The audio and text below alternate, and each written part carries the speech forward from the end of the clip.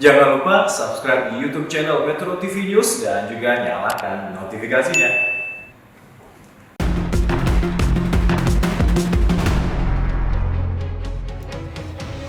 Pemirsa, Organisasi Kesehatan Dunia memantau 3 jenis varian baru virus corona. 1 diantaranya ditemukan di Indonesia dengan total 6 kasus. Sementara itu jenis N439K disebut temuan mutasi di laboratorium.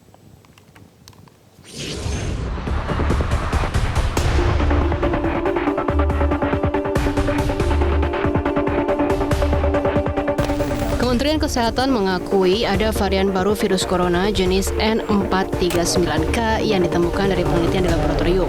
Varian N439K ditemukan di Skotlandia awal Maret dengan gejala mirip SARS-CoV-2 atau COVID-19. Varian ini dianggap lebih mudah menular dan lebih pintar karena mampu berkamuflase sehingga membuat antibodi tidak bekerja. Namun menurut Kementerian Kesehatan, jenis N439K tidak termasuk varian baru virus yang harus dipantau. Kejadian ini ditemukan di laboratorium ya. Jadi ini adalah suatu eksperimen di laboratorium, kita sebut sebagai in vitro ya. Jadi belum kita melihat pada kasus yang ada di manusia. Sebelumnya, Organisasi Kesehatan Dunia atau WHO telah menduga akan terjadi mutasi virus corona sehingga muncul banyak varian baru. WHO, we expect that there will be more virus mutations. We expect that the virus will continue to evolve, which is why we have put a system in place to track evolution, to track these mutations. And this has been in place since the beginning of this pandemic, more than 14 months ago. And that tracking system has grown into a global monitoring and assessment framework. Menurut Organisasi Kesehatan Dunia WHO, ada 3 varian baru virus corona yang menjadi perhatian dan masuk dalam pantauan karena menyebabkan penularan yang cepat. Di antaranya, varian asal Inggris B117, varian 1351 yang ditemukan di Afrika Selatan, dan varian Brasil yakni P1. Di Indonesia, menurut Kementerian Kesehatan ada 6 kasus mutasi B117 yang ditemukan di Karawang, Jawa Barat, Sumatera Utara, Sumatera Selatan, Kalimantan Timur, dan Kalimantan Selatan. Kementerian Kesehatan telah mengambil sampel 6 kasus untuk dilakukan pemeriksaan. Jadi karena memang sampelnya ini kan diambil dari pekerja migran Indonesia ya. Nah ternyata asal daripada kasus ini adalah bukan di Jakarta. Jadi total 6 kasus variasi B117 yang sudah ditemukan dan dilaporkan ke GSAID. Menurut Kepala Lembaga Biologi Molekuler Eijkman Amin Subandrio, kecepatan infeksi jenis B117 mencapai 70%. Namun hanya sekitar 4% mutasi B117 yang berbahaya atau menyebabkan perubahan signifikan. Maka di seluruh dunia juga ada rekomendasi sedapat mungkin vaksinasi ini diselesaikan lebih cepat sebelum virusnya banyak bermutasi. Logis kan ya? Jadi sebelum musuh ini kan berubah bentuk, berubah ganti baju dan sebagainya, ini sistem kekebalan kita harus segera dibentuk.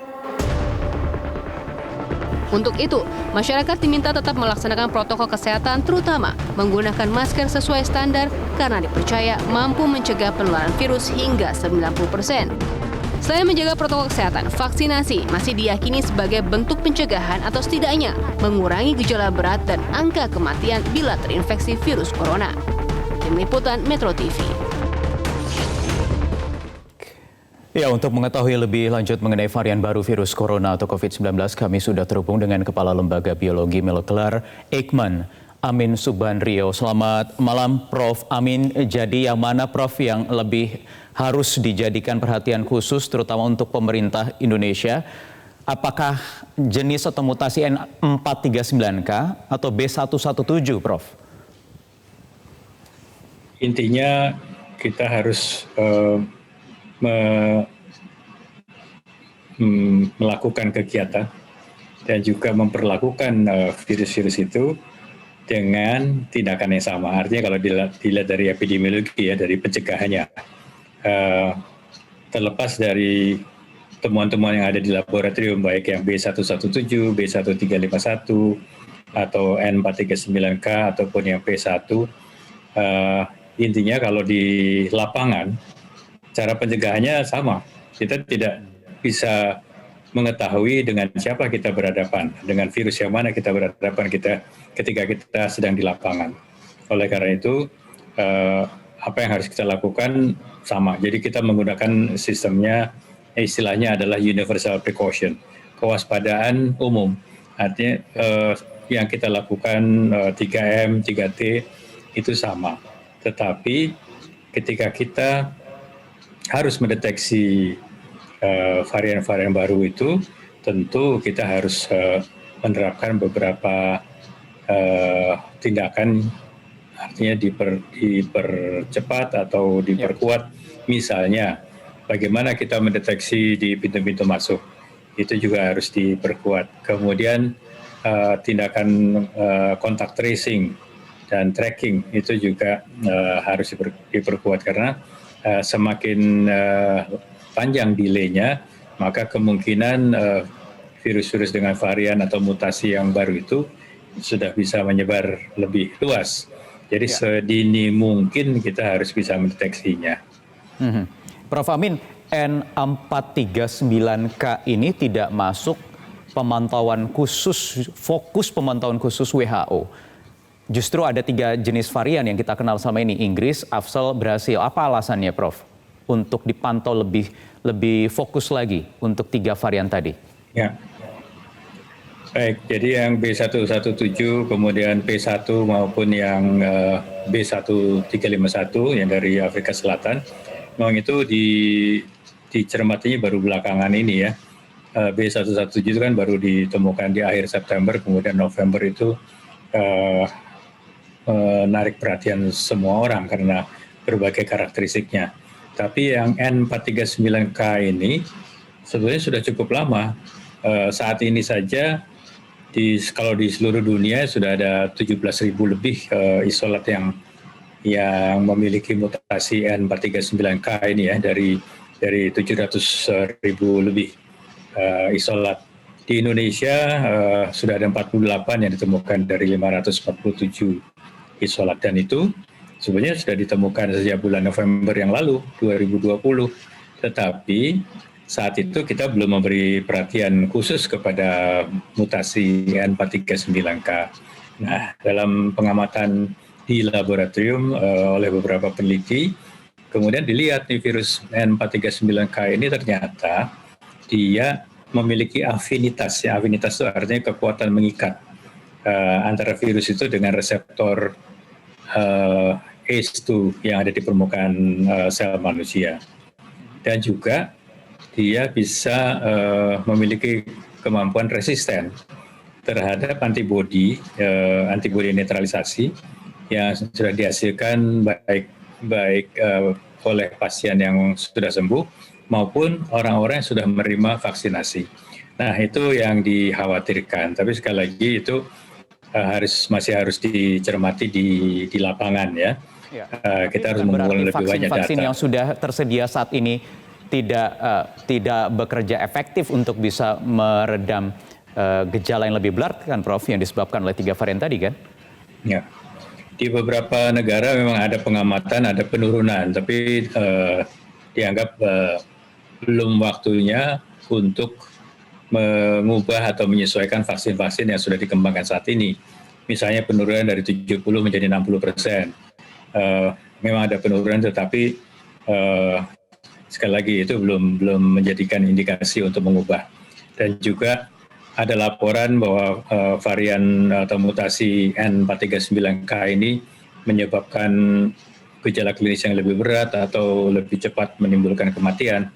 Tetapi itu juga baru diamati di sejumlah kecil pasien, sehingga peneliti-peneliti menganggap itu bukan merupakan bukti yang kuat ke arah sana. Karena kan kemarin sempat beredar juga sebuah jurnal di Inggris yang menyebutkan bahwa mortalitas itu meningkat bisa sampai 64% di B117 ini, Prof.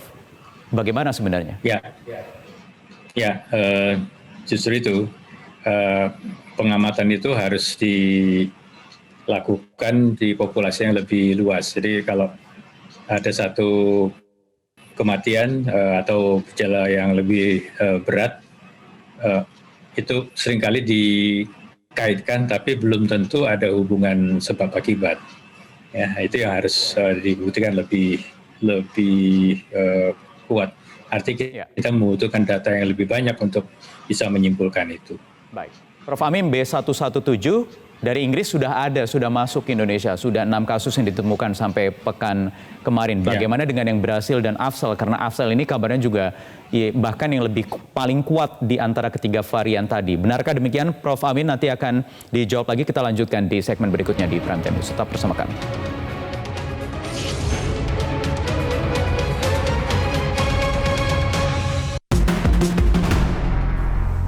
Baik, kita lanjutkan kembali perbincangan bersama Profesor Amin Subandrio, Kepala Lembaga Biologi Molekuler Eijkman. Prof. Amin, jadi benarkah tadi pertanyaan saya sebelum jeda, varian baru dari Afsel ini kabarnya lebih kuat di antara B117 atau Inggris dan Brasil, Prof? Ya, istilah lebih kuat antara satu virus dengan virus lain itu bisa kita terjemahkan dari berbagai sudut ya.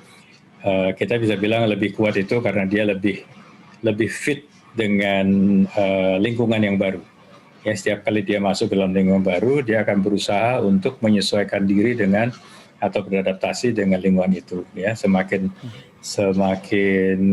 bagus dia beradaptasi, maka dia akan menjadi lebih fit atau lebih kuat. Tetapi juga ada yang menerjemahkan lebih kuat itu kalau menjadi virulen misalnya, lebih ganas. Itu lebih kuat. Sebetulnya tidak selalu demikian. Tidak selalu virus atau bakteri yang lebih virulen itu memiliki kekuatannya lebih tinggi ya, tanda petik kalau kita pakai istilah umum. Ya, tapi intinya yang lebih penting adalah buat kita di Indonesia, kita harus melihat apakah betul kasus-kasus yang berat atau kasus-kasus yang dengan kematian ataukah kasus-kasus dengan misalnya ada klaster yang cepat terbentuk itu terkait dengan salah satu dari varian atau mutan tadi.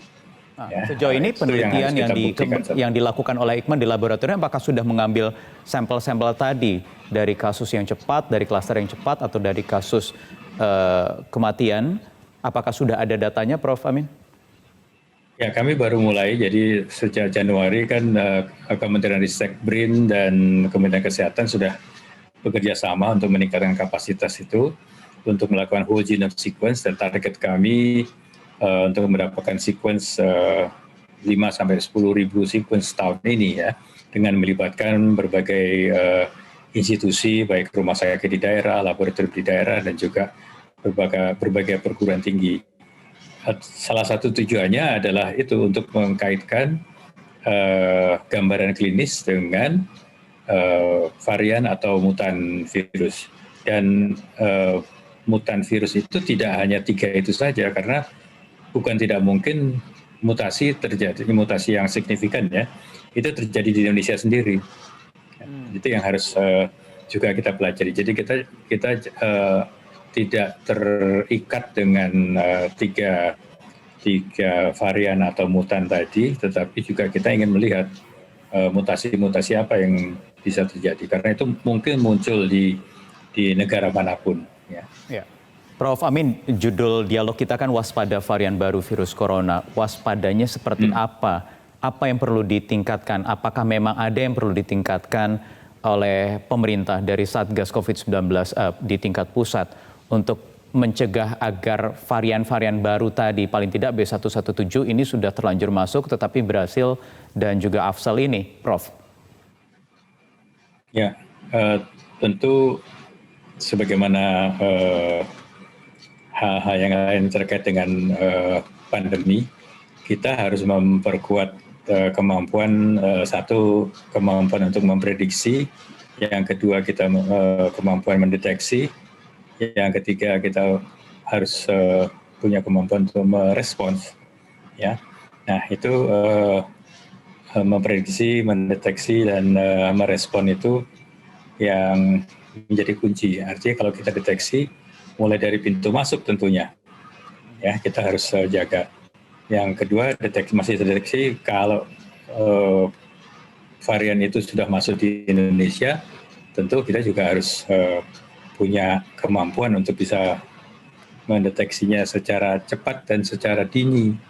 Ya, karena sekali lagi setiap keterlambatan itu akan sudah seberapa tinggi, seberapa besar, Prof, laboratorium kita untuk bisa mendeteksi varian baru itu?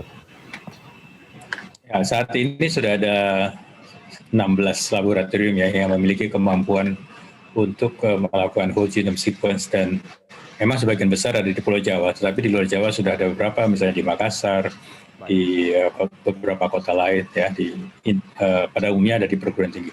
Tetapi kita juga memobilisasi rumah sakit maupun laboratorium.